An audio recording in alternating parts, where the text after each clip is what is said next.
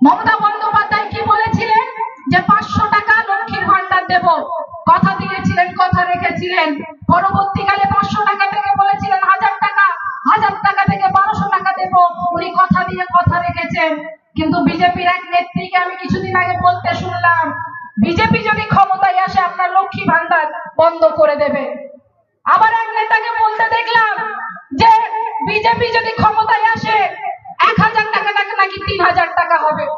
আমি তাদেরকে প্রশ্ন করলাম যে দিল্লিতে তো বাবা এত বছর আছো, কোথাও দিতে পারলে না, তোমাদের এত ক্ষমতা হলো না, তাহলে দিল্লিতে বসার যোগ্যতা তোমার নেই, তাই এই গ্রাম বাংলার মানুষ এবারে দিল্লি থেকে তোমাকে সরাবে। এবং বিজেপি শাসিত রাজ্যগুলোতে এতদিন ক্ষমতায় আছেন, কোথাও তো লক্ষ্মী ভান্ডার থেকে স্বাস্থ্য সাথী থেকে আরম্ভ করে কন্যাশ্রীর মতো কোনো প্রকল্প দিতে পারলে না। মমতা বন্দ্যোপাধ্যায়কে